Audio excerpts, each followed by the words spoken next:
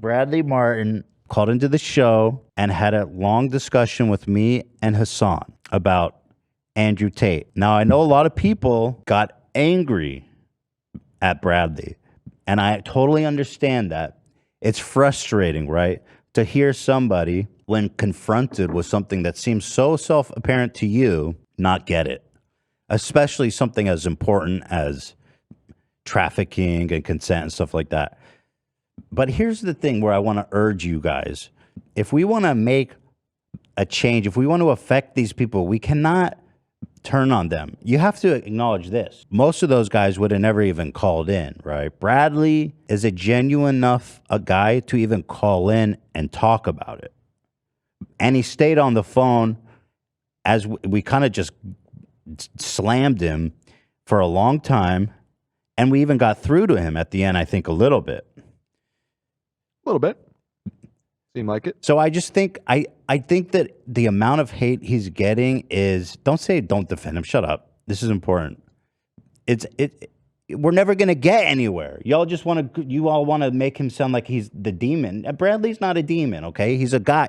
He's a normal guy, and he's a nice guy. And so if y'all gonna see, all nice guys like fucking, they're all demons. How are we ever gonna affect any change, right? That was the point of the conversation. Is I wanted to talk to Bradley and I wanted to see if I can get through to him. And so, like, if the response to anyone trying to, to have a genuine conversation with me is that our fans go crazy and call him like all these horrible things and just fucking hate him and blah blah blah, Bradley. He actually texted me afterwards. He's like, damn, your fans are vicious. I said, yeah, it's a sensitive topic. So I understand people getting upset. But at the same time, I'm not blaming anybody. You don't need to feel bad. But I just do want to express my opinion that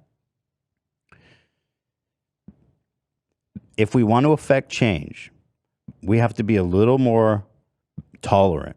And I know y'all some are disgusted by like his ignorance or his lack of wanting to understand, but you got to remember, he's a normal guy.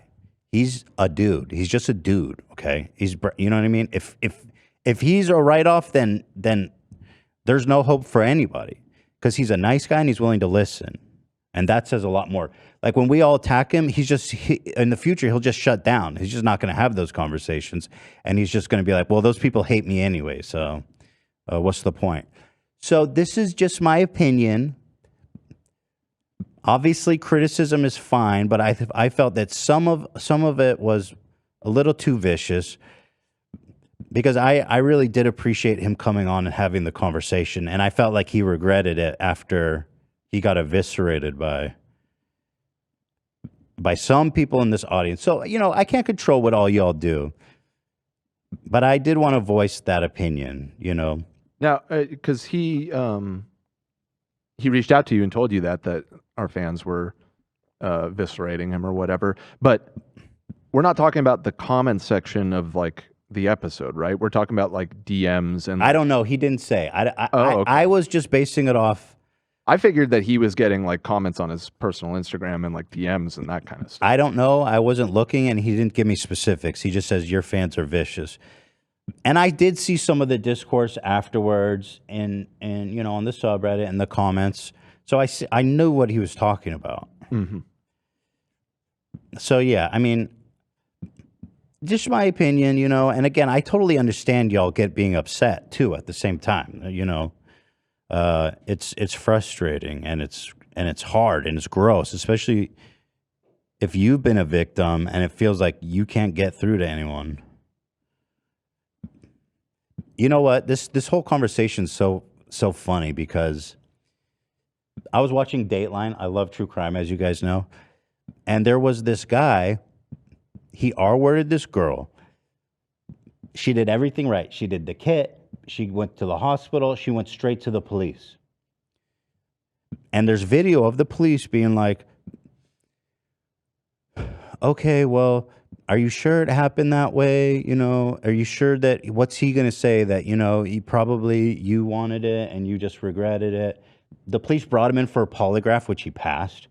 By the way, polygraphs is the biggest pseudoscience bullshit in the world. Fake. It's totally fake. Like the only way polygraphs are actually effective is when the interviewer can leverage it to manipulate you to self-confession. So he passed this polygraph, and then they brought her back in, and he's like, is there something, this guy like was fully convinced that that meant he was innocent. So she goes, is there something that you're not telling me? Did this guy do something? Like he starts like queuing her up to like charge her for a false claim or some shit. And she's like, you know what? I'm just going to drop the case. I don't want to be here anymore. Well, it turns out this guy went on to murder and R-word 2 additional women. Jesus. And that cop at the time had the opportunity to stop him, and he didn't fucking believe the victim. And this is the kind of thing, this is an extreme example, but this is the kind of thing that's out there in the world. So I totally understand your guys' reaction, that's all. But, at the same time, I do think it's good he came on the show. So there you go. Peace and love. Why are they still even allowed to use lie detectors? Like It's that's not just it's not permissible in court. I know it's not, but then Yeah. they still do it to, like you said, as like almost an intimidation tactic or whatever, and it's kind of insane. That, Well, this cop was a fucking moron.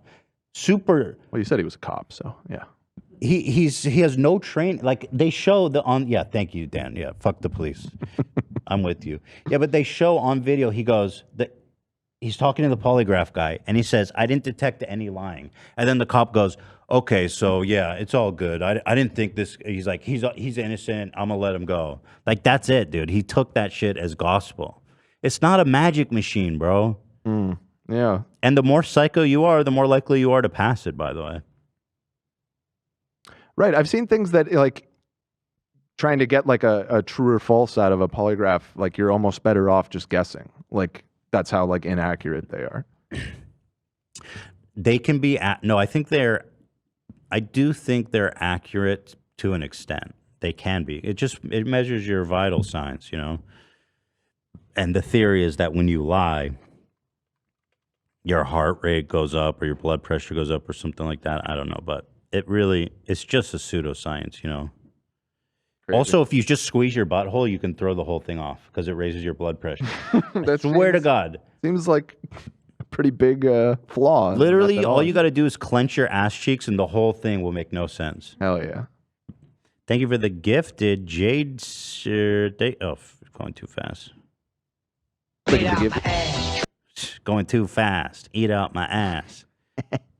Can you put those donos and gifts in the... Well, there's Sit for Skit with a 5-member Thank dono. Thank you. I'm looking for the other Mr. one. E says, love you guys. The fan needs to get some perspective. Bradley was coming around. This performative holier than thou crap is why the left loses on issues. Save the hate for those who have gone too far, like Andrew Tate. I agree, but like I said, it's a very sensitive topic, so I understand why people get so angry, And in a sense, this community is kind of like a very safe place for women and abuse victims. So in a way, it's like they should be allowed to vent because this is a safe and good place for them to do that. But Well, that's kind of why I asked about, I guess I just assumed that Bradley was getting hate privately from our fans, which I would say is too far. If he's simply talking about people ragging on him in our comment section, frankly, I don't see an issue with that. I mean, you get hate on YouTube all the time. Like, who doesn't? You know what I mean? And a lot of it, the criticism is deserved. But if people are going out of their way to like, you're fucking sending him DMs like you're a fucking piece of shit, fuck you or whatever, and he's getting a bunch of that kind of stuff. I'm sure there was some of that. That's too far. But Shay says, can we hear Sam, Olivia, Ela, and Lena's opinion? Shay is demanding that the women speak. She's demanding. I don't know. I mean, I don't know what you want me to say. I think Shay says. I think the conversation took a little bit longer than I thought it would to maybe get through to him, but by the end, he was willing to hear new ideas, and clearly in his world, like he's being told the complete opposite of what you guys were trying to feed him, so it was all new to him. It's hard to break through that. Yeah. Prejudice thing. Yeah. You know what I mean? I'm sure. Yeah, I agree. I think he means well, and he was sort of coming around.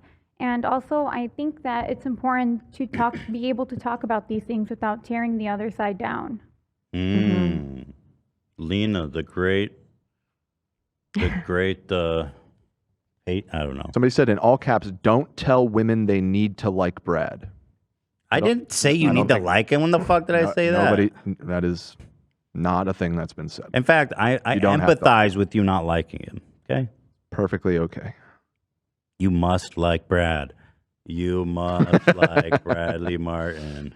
Definitely not a requirement. Not a requirement. You must like Keemstar. Just fuck your whole life up. I thought you really were hitting on something at the end of that conversation that was an angle I had never really thought of before, which is the fact that somebody like Tate is so psychotic and manipulative that the way that he's likely been manipulating people like Brad as well, I thought was really interesting because, yeah, if you try and think of it from his perspective, you're Bradley, you haven't looked into any of this, whether he laughed or not. When I said he's a psychopath, he laughed. I said, "What's funny? Look at this. Watch this video." Right. Brother. Right. Yeah. And I think from his perspective, having gone out there, like he went out to wherever, Romania or like one of those places to meet him in person at one point. He was part of one of those trips. Yeah. Yes, I think so. And has had all these interaction with him. And I think you're right. I think, from his perspective, he probably sees when the camera goes off, his personality loosen up quite a bit, probably, act a lot more relaxed and gives the impression that it's all just a character and he's just playing it up and he doesn't really mean it and everything. And if that's his first person experience, having met this guy multiple times, and he just kind of comes off as like, yeah, he says some crazy shit online, but he's really just playing it off. I can kind of see why he's just like, he sees all of this and he's like, well, I've met the guy and he really didn't seem like that at all. So I think this is all bullshit. Yeah, and he's wrong. He is crazy. And like you said, I think he is being manipulated as well as all of these guys because he needs the exposure. He needs these people to advertise for him, essentially. Bro, how much money did Nelk and Adam Ross make him in the Hustler University millions subscriptions? Millions and millions. Yeah, one of the most most defining trait of a psychopath is, charming and manipulative. Right. Wild. So anyway, that not to keep talking about Tate here. Elijah said, "I suggest being conscious of how much you cover Tate. It becomes exhausting as a woman to constantly be exposed to these people and ideologies and endless debates over your worth and existence." I hear that. Yeah. I'm trying not to. You know what I mean? I'm just some things. Just I feel like shouldn't give the impression that there's a debate because there isn't a debate. Like there's no debate with Tate. He's just fully wrong. Like there's no middle ground there, and it's just a matter of trying to inject some sanity into the people in his orbit. And it already kind of worked. I mean, there was that incident with Bradley. He already started to push back on the Nelk guys a little bit, which is why I think it is a good thing that we engage with somebody like him. Yeah, I know. Andrew Tate is getting so old. It's been talked about so much, and even myself, but like somehow he's remained relevant because these fucking people are still riding for him. And like, that's just not, it's frustrating to me because I feel like the evidence is right there.